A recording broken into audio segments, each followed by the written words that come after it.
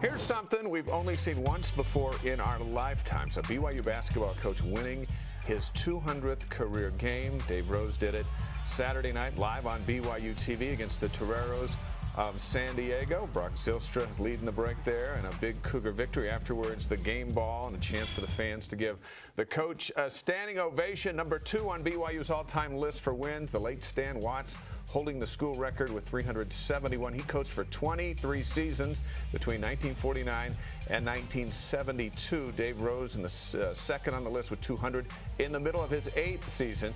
He doesn't like to hear this, but it's our job to say it. At this pace, Coach Rose can pass Coach Watts in about 7 really good seasons. And with that said, it's a pleasure to welcome Dave Rose back to True Blue. I know you don't like thinking about that, but for a moment here tonight, well, let's think about it for just a sec. That's something. You got something going here. Well, what I really believe is that I'm really fortunate that I've been around long enough to actually win 200 games. It's really competitive. It's a competitive, profession, and I think that the one thing that we really know is that inside the profession, there's 2 teams that are trying to win the game every night, not just one team, and so it's really competitive. And just proud of our players, proud of our coaches, and hopefully we can keep it going. Let's go back to a phone call you received in the spring of 1997. It's late at night. A guy named Steve Cleveland calls you up. You're the head coach at Dixie College in St. George. That phone call would really change your life. Do you remember how it went? Well, yeah, he was lost in Kansas, and he wanted to know if I could help him get back to Wichita. He'd been to the junior college tournament out there, but we talked about a lot of things Steve and I did for the first week that he had the job, and most of it was other guys that he should hire on his staff and guys that he should recruit, because I was coaching in that league with Ricks in Utah Valley and Snow, and there were a lot of those local players that he was trying to get an evaluation on. And the way it kind of turned out is eventually he offered me the job, and we were. So you didn't say, hey, why don't you hire me? It was just kind of you're helping out these other guys. I had a lot of suggestions for him, because I was, we were pretty, entrenched in our situation there, and it was good, and we had good teams. Sure.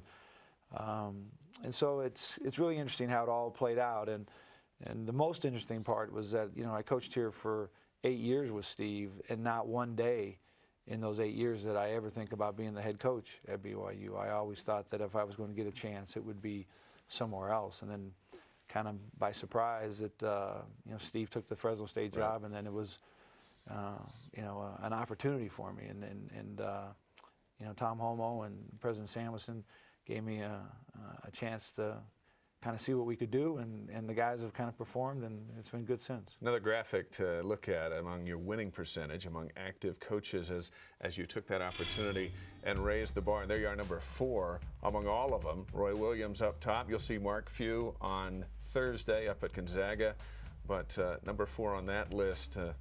That's a good list to be on. Well, and again, it's chemistry, and it's leadership, and it's character and talent. And we've had a great run of players, and hopefully that continues. I think we've signed a really good group that will come in here. Once the guys all get off their missions and get past. But I really believe in the group we have, and as we have a really good core group of young guys in our program. And one thing they understand is the expectation here from the older players and from the experienced guys that, hey, we prepare and we expect to win every game we play.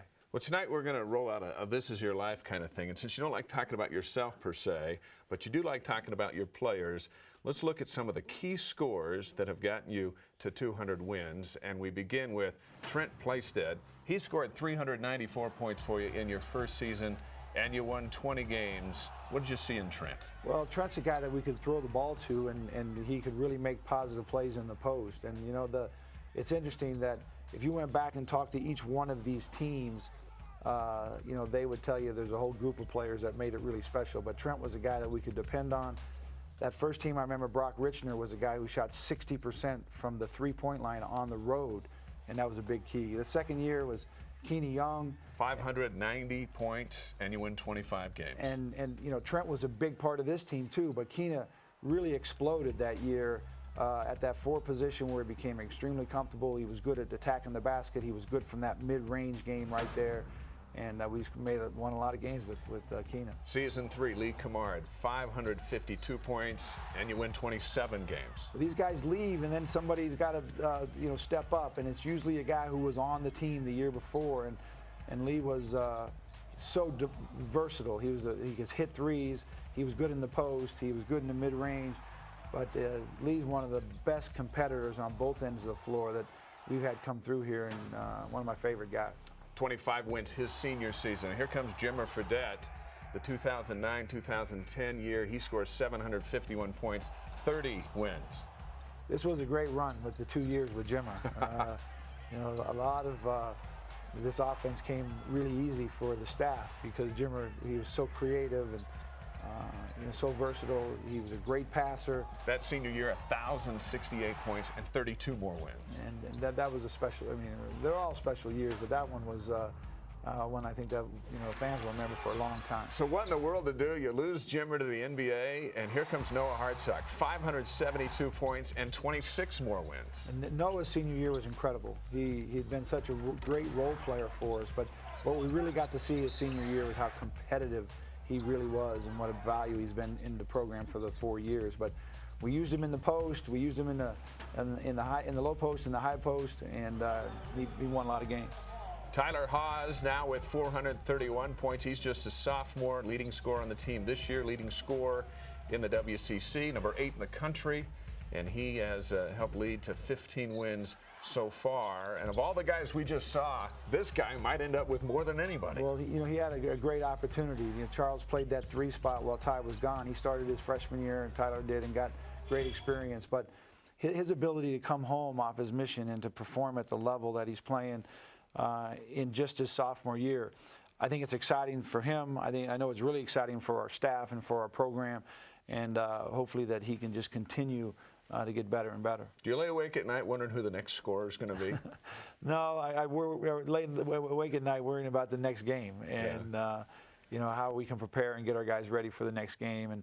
And I know we got really quality players in our program and committed to our program, and hopefully it continues where guys just step up and are ready when it's their turn.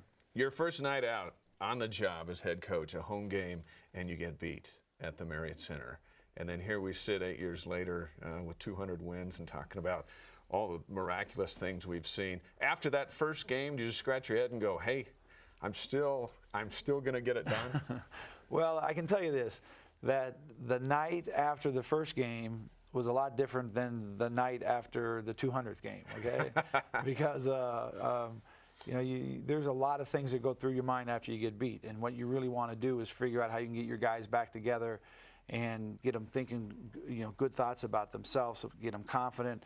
And after you win a game, you feel a little sense of relief, and you get on to the next game, and with a lot more positive thoughts. You understand that your challenge is a lot different with your players after a loss compared to after a win. But I can tell you this, and I've been saying this as long as I've been in the business for 30 years. It's a lot better to win than it is not to win. Those are words to live by. Amidst all of that, you have a scare with pancreatic cancer, and that was a few seasons ago. Did that change how you look at your career and your day-to-day performance on the job? Yeah, I've said this many times, but it basically has changed everything as far as your outlook is concerned. Sure.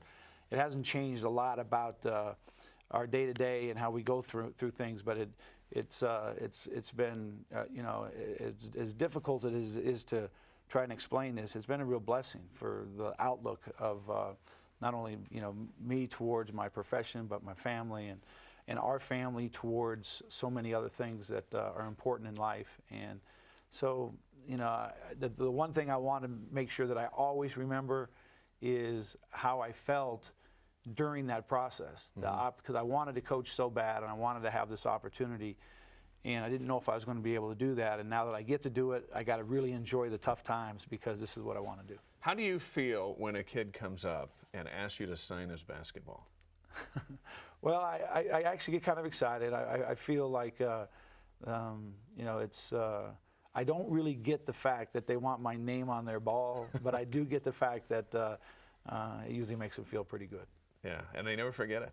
Yeah. And they lined up to get some the other night. What I really enjoy about this job and about here at BYU is that the fans, they're so passionate and they love these guys, they love these teams, and that can cause some heartache at times. Sure. But it's what makes everything worth it is that people really care. Let's look at the WCC standings quickly and look at Thursday night. It's back to the battles with 10th ranked Gonzaga up on their floor.